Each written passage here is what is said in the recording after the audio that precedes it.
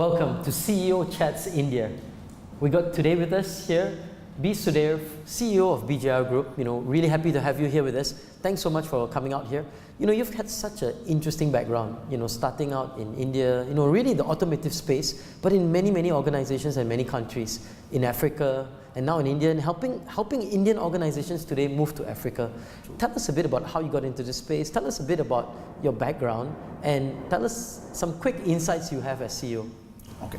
Now, first of all, I would like to thank Leaderonomics for inviting me for this program. Basically, born and brought up from Hyderabad, and I studied in Hyderabad. I did my management education in Hyderabad.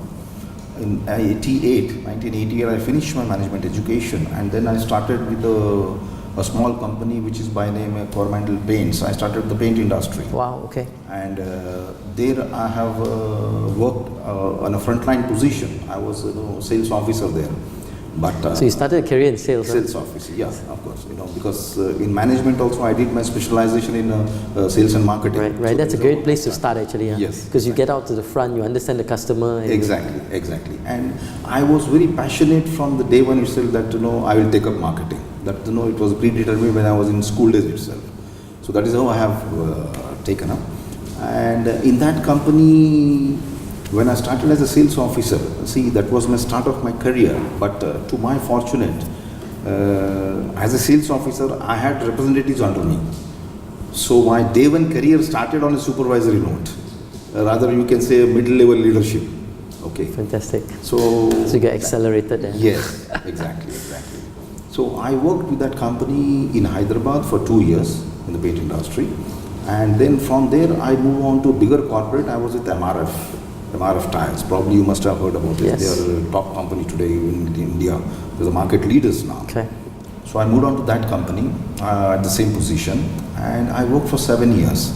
So in MRF, in the stint of MRF, I worked all over India. I worked in east, west, north, south of India. So I could get exposure for the year 7 years I was there in the company. 1990 I joined, and 97 I left that company at a supervisory note. And then from MRF, I moved on to Excite. Okay. Raheja Group. Yes. That's the Rajan Raheja Group. Yes. I was with Excite Batteries as a state head, as an area manager. Right. So from paints. Yes, paints to tires to batteries. Now to batteries, huh? So you can see the evolution of. Yes, exactly. So basically, my automotive industry career started from MRF. Okay. It's an automotive. That's a tire industry. Yes. Tire, then batteries. With Excite, I was there for 5 years. I was a state head heading the entire Andhra Pradesh state, based at Hyderabad.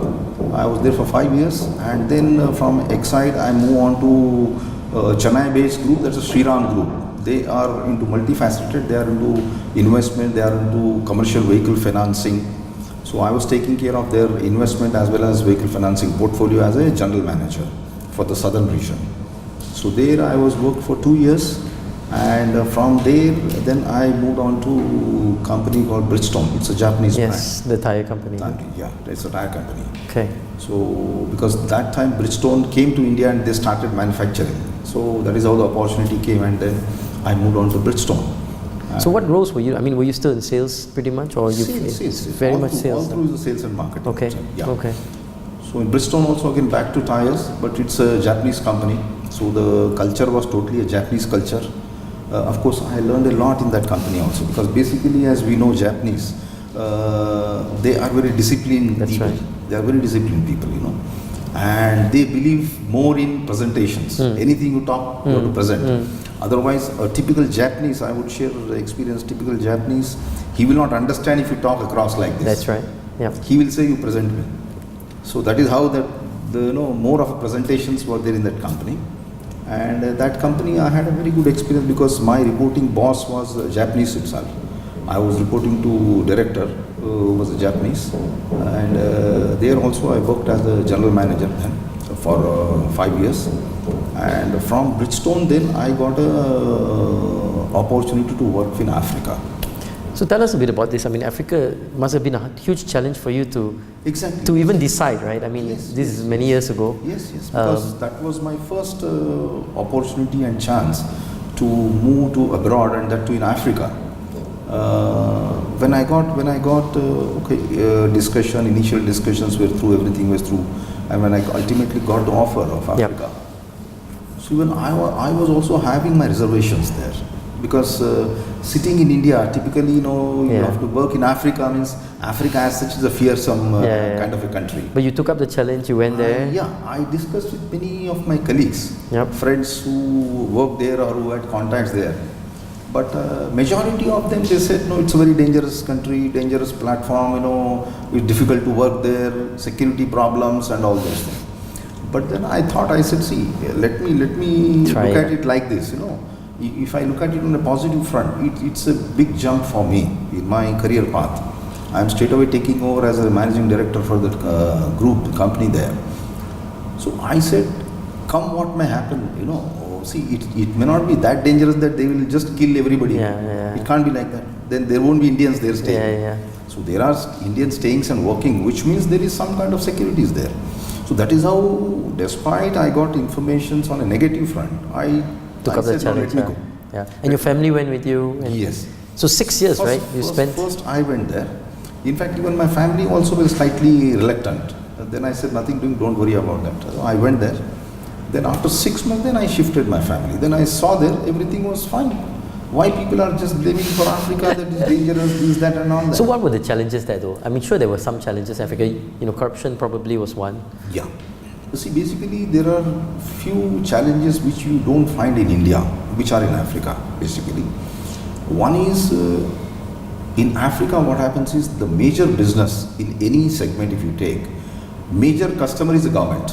Okay. They are the biggest buyers. So they're very, dependent on the government. Yes. Okay. Governments are biggest buyers for any product. And when you enter into government for a business, of course the business volumes will be bulk more, but the challenge is there is a corruption over there.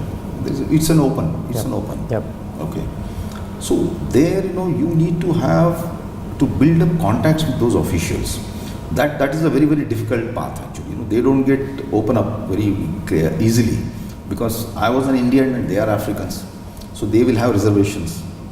They have that complex feeling would be there always in that. So there, I really have to struggle there. It's not that it was an easy cakewalk for me, even though I was at a director position there. But when I meet the top officials there, I need to understand them. I have to meet them, office hours, after office hours, to convince them about our group, our company, our product, our approach, So I mean, the Chinese are players all over the world. What are some lessons that you learn in terms of how to overcome the Chinese? I mean, I think they're coming. They will come to India at some point in time too, right? Yes. So they are already in India, but the difference is the percentage of involvement. In India, government has got a lot of tight control. But in Africa, how did you overcome this this whole issue? So you see, in Africa, definitely, because African country, they are more depending on all imports, because it is not a manufacturing base. Sure.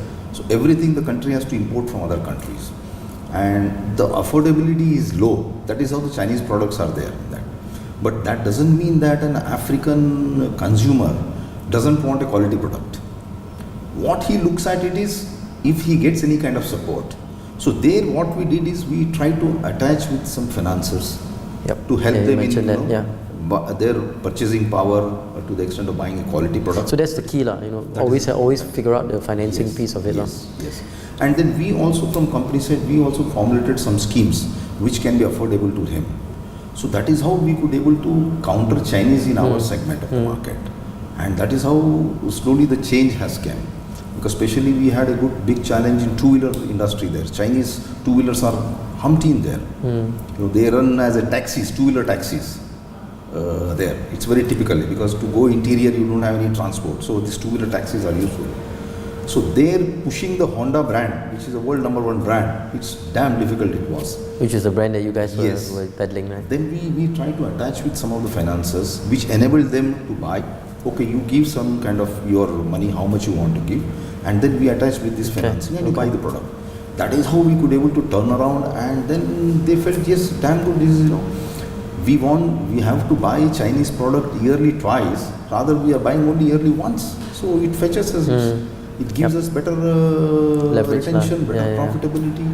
That is how they felt. So you had this 6 years in Africa, and then you made that transition back to India, True. and you became a consultant, right? So tell us a bit about that journey, and then now you're CEO of another company, and it's a big company. True.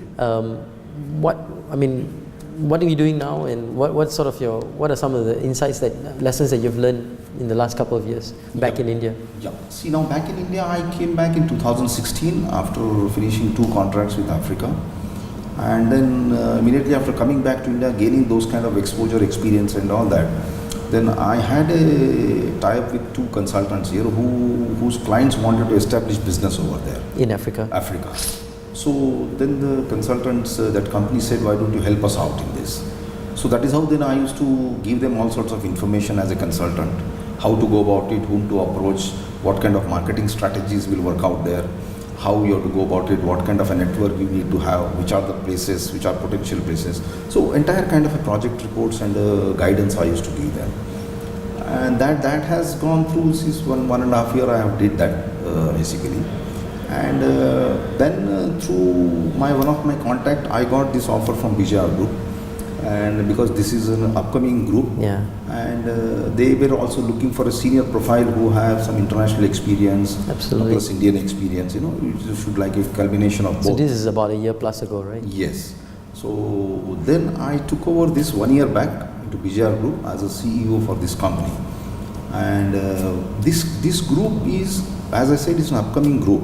Basically, the group of companies here is their core business, core expertise is again in automobiles. So automobiles, we deal with the brand called Hero Motocorp. Earlier it was in Hero Honda. Now they got separated, so now it's a Hero Motocorp. And we are the supply chain partners for them, for the entire state. It's a monthly turnover around 150 crores or so. Wow, we make. it's decent business. Supply chain, And then we also deal with Ashok Leyland, which is into commercial vehicle business. We are into light commercial vehicle business. So primarily I take care of the Ashok Leyland business, entire business. That is also close to around 100 crores business I'm handling. Wow. So if you look back at your life in the last many years, right? If you were to advise a bunch of CEOs, who similarly are listening in and watching this show, what sort of advice would you give them as leaders, that they should take heart from you, or lessons that you've learned that they should, think about and consider? Right. See, what I see during my 30 years plus of experience, because I have been interviewed many guys, many people have recruited under me, I have groomed them. But what I could see now in this kind of a generation rather, first of all, they should be ready to take up the pressures. See, when you say business, when you are handling a business at a senior level, whether you say CEO or any level, C-level, there will be a tremendous pressure of business. Because in India, Indian environment or Indian market is highly competitive market. Okay. Absolutely, So what I could see, this new generation, they are not ready to take up the pressures. The moment they get pressures, they leave the company. See, that should not be there, But then you will learn when you overcome the pressure. Yes. Okay. That is how I have gone up. I have come up. Because during our days, during our initial days, when we used to work as a frontliners, that time only it was a hire and fire policy. Yes. Really, bosses used to just call and they used to fire. I can't do anything. I want this, I want that. That's all. Nothing doing. Now it's not like that. A leader has to be an inclusive. When I say inclusive, a leader should be like, you have to lead the team. You have to show them. Rather, I would say a leader knows the way. He shows the way and he goes the way. Yep. That's how it should be. In today's context, the young guys basically, because I have seen some of the companies, what is happening with an experience of 8 to 10 years, they take up a guy as a CEO positions.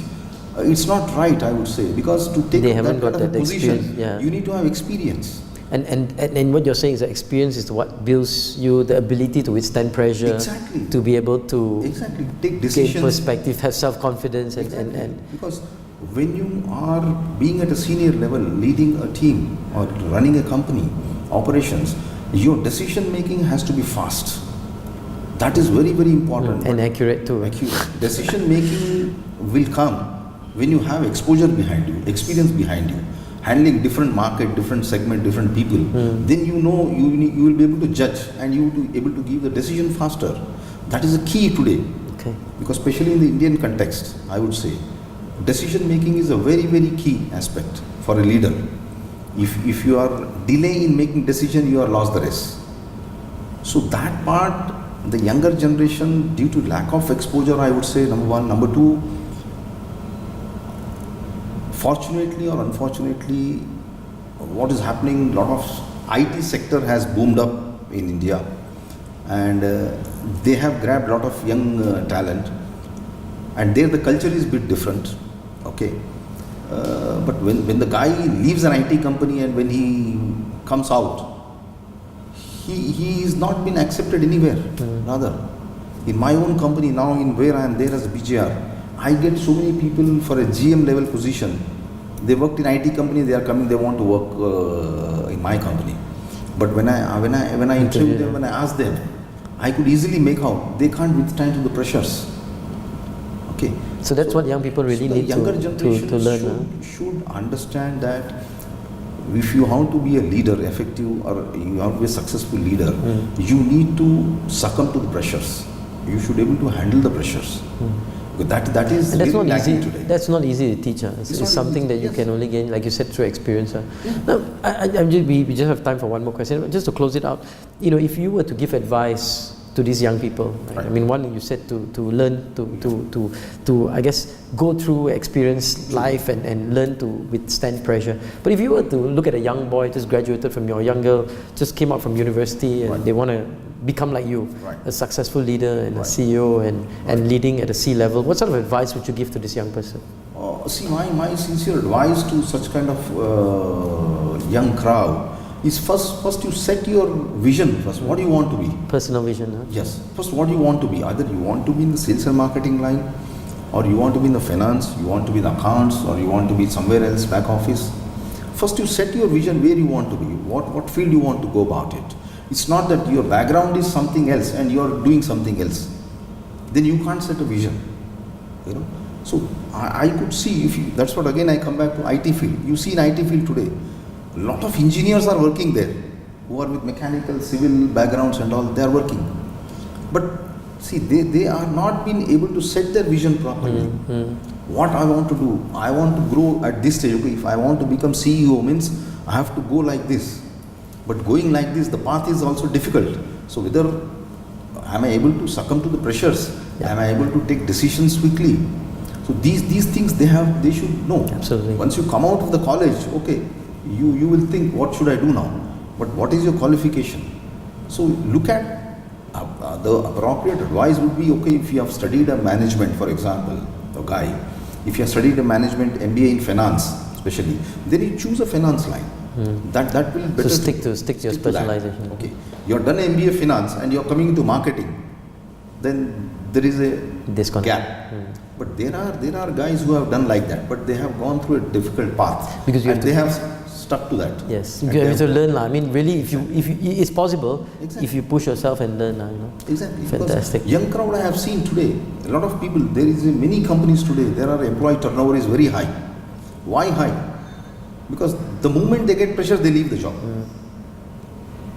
Okay. Today the supply demand position in India, the demand is more, the supply is less. When I say supply, the availability of the candidates are less. The demand is more because the entire IT base has totally taken a different turn. Everybody would like to go to IT. It's a cool job. Sit there. There is no tensions. Oh, that is what they want to go. But then after working for 2-3 years, they get fed up. Again, they want to come back. But they want to come out, then they will be nowhere.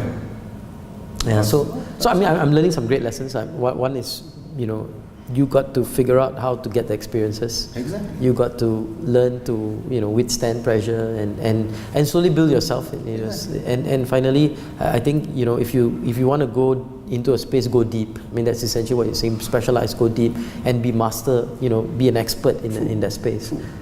Well, this has been a very interesting talk. Thank you so much, Sudhir. We have been speaking to B. Sudhir, CEO of BJR Group here on the CEO Chats India.